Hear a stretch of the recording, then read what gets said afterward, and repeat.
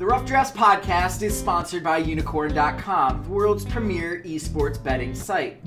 Bet on your favorite games like CSGO, Dota 2, and League of Legends, and earn Unicoins through successful bets, or use Unicorn's exclusive Connect program, where you can earn Unicoins just by playing some of your favorite games. Use your earnings to enter Unicorn's raffles for exciting prizes like Logitech peripherals or CSGO skins. So join Chase and Walter and prove who really is the esports gambling expert. Unicorn.com. Log on today.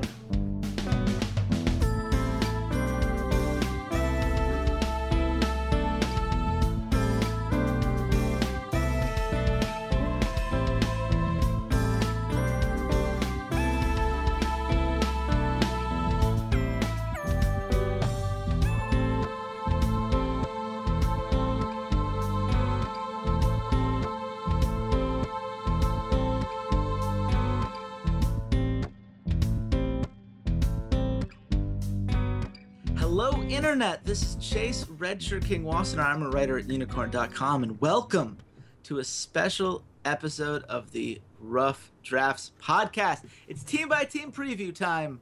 Woo! We're doing it again. I'm all in. I love this time of year. I love getting to speculate and talk about all these different teams and what we believe these rosters can do. Of course, today's roster we don't necessarily need to discuss as thoroughly as some others because it's a pretty solidified roster with one big change that I think that fans have been waiting for basically a whole split now. And of course, that means we're going to be talking about Team SoloMid, our North American champions. And I am joined to talk about them with my fellow co-host and current Guess the Lines champion, Walter Ceades Fedczuk. Walter, how you doing, man? That's right, boy. I put you in your place. You respect the champion. You introduce him as such. You're learning. You're learning. Yeah, we need to get you a belt. That's really what I'm learning. We need to actually use some of that Skrilla and make a solid gold championship belt.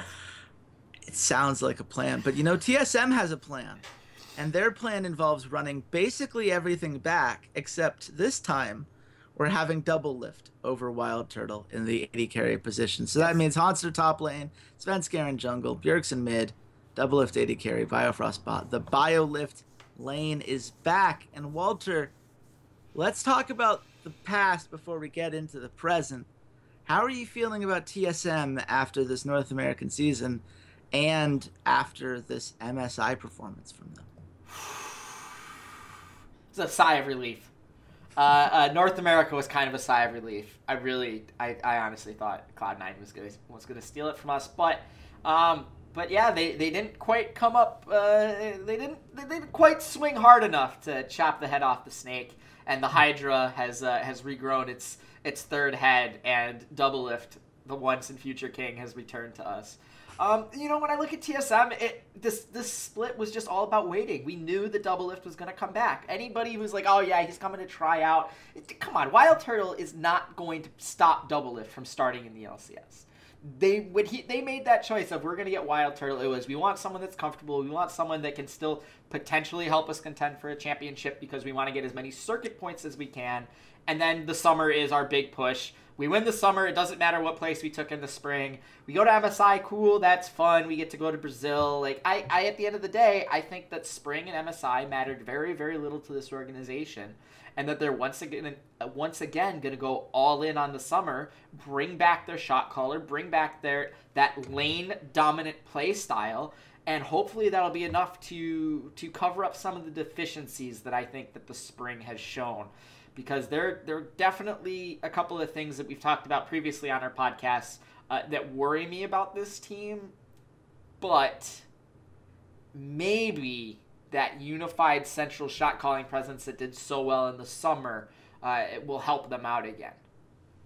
Yeah, I mean, that's something that if you're a TSM fan, you have to be counting on, right? LOL Esports did an article just a few days ago about how their passive decision-making really cost them at MSI. A lot of times in which you thought they had a siege, you thought they had this big objective that they could die for or make a play for, and they just were very timid in doing so. It felt like a team that was very much under the idea that, look, we can have big fights at the Baron Pit and the Dragon Pit, but other than that, we don't want to make too risky of plays.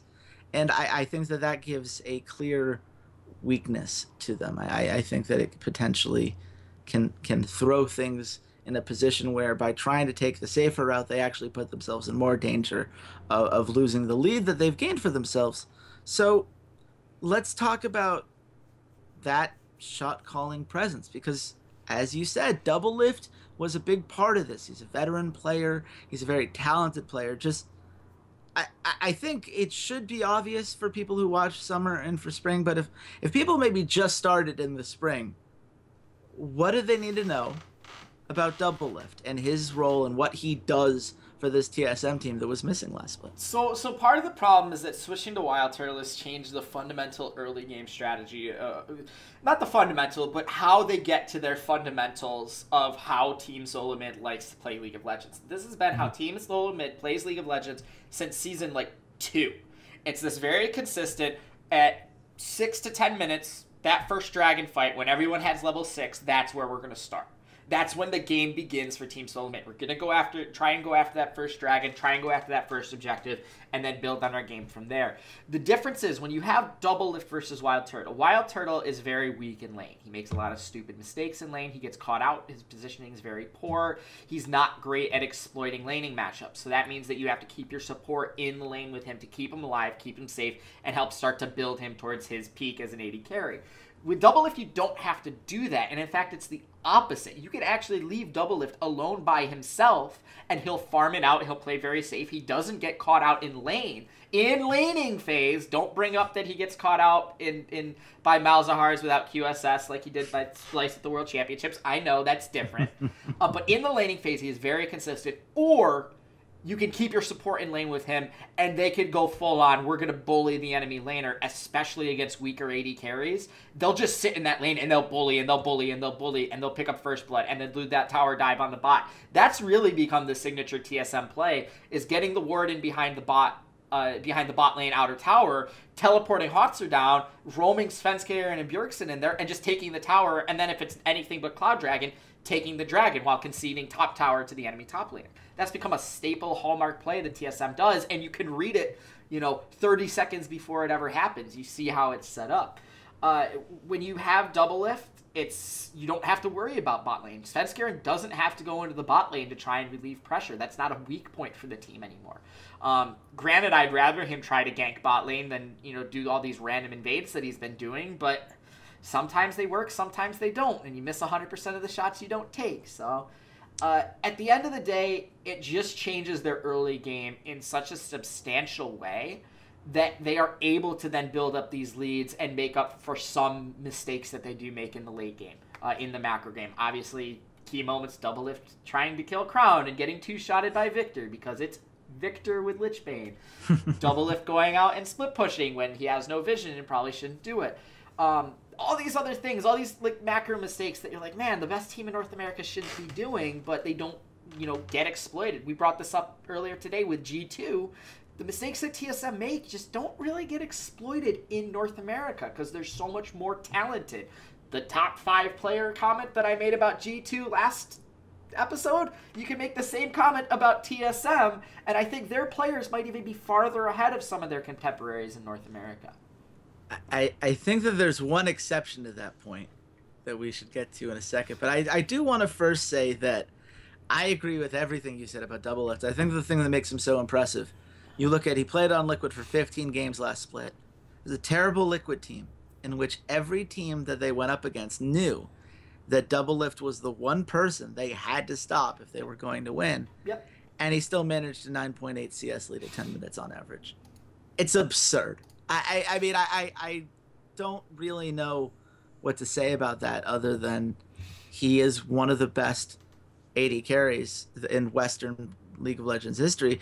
I think easily the best native NA talent that we have seen, probably period, regardless of position. There is a player, though, Walter. You said they could all be in the top of their position. I think Svenskeren would hear that and then end up roaming randomly into the enemy jungle without a ward and then getting killed and then looking at you and going, "Are you sure? Are you sure though?" So again, harkening back to comments I made in the G2 episode, remember how Mithy, I said he doesn't group up with Trick as much anymore because of whatever reason, because Trick is more focused on farming and getting to that, 20 to 40 minute. It's the same thing, but it's slightly different. It's that Svenskeren doesn't have backup anymore. Again, Bjergsen wasn't playing a lot of champions that he could get out of lane with. They was really focused on, I'm going to control my lane. Usually he was getting pushed in. Usually when he tries to push the enemy champion in, he usually would be backing and trying to get, an extra potion, an extra ward here or there. Biofrost is stuck in lane with Wild Turtle. He can't leave the lane. Haunser is, this back and forth top lane matchup. Sometimes he has a really good pushing champion like Rumble. Sometimes he's a cannon into a Rumble where he's going to be under his tower and he needs to focus on farming. There's more of an onus on Svenskeren to read the map and understand, oh, my laners can't help me, I shouldn't do this. But he does it so much where he's like, they don't, I'm taking a 50-50% chance that the enemy laners are going, come on, Svenskeren's not that dumb to try and do this invade where we can all collapse on him that easily. And he's like, it's a 50-50% chance that they think that. I think after this summer, it's gotten more of like an 80% chance. They're like, I don't see Svenskeren. Maybe I should go check our race. Maybe I should go check our Gromp. Maybe I should go check and make sure that he's not just randomly in our jungle. And, oh, look, there he is. Kill the blast plant, and now he's dead. So I hope that getting back to these sort of lane dominant style with having Doublelift in the bottom lane, when they had Doublelift, bot lane and mid lane were almost always pushed up. That's just the nature of the beast when you have the best mid laner in North America and probably the West, and the best AD carry in North America and probably the West, punishing weaker players, especially in games where they play against someone like a Dignitas, where it's Keen and Lod, or Envious, where it was Ninja and Apollo. Like, those are weaker laners. TSM can exploit people like that. So hopefully that helps fix some things. Hopefully kind of having this lead that they build up in the early game that gets, 3,000 to 5,000 gold by about 12 to 15 minutes, that'll help more. It's just kind of cleaning up that late game, because once Svenskeren got out of the, I'm blindly evading the level 4 without any vision, he still had some pretty good engages. He still understands his role as a jungler of how to engage, when to engage in, the team fight aspect of it. And Haunters has just gotten better. So Svenskeren, I don't think is going to be as bad as he was this split.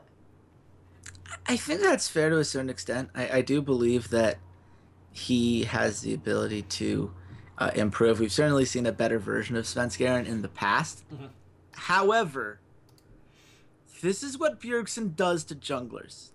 We've had this exact problem multiple times now. This is something where TSM seems to have this idea of what a jungler should be for the team and will brute force that idea no matter what. And I think that Svenskeren might just be struggling with that. I think that it requires him to make decisions that he isn't necessarily either comfortable with or doesn't seem to fit his play style, or at the very least seem to be putting him in a position of risk and saying oh, well, if you can't get the mechanical outplay here, you're just going to be dead. Hope that's okay with you.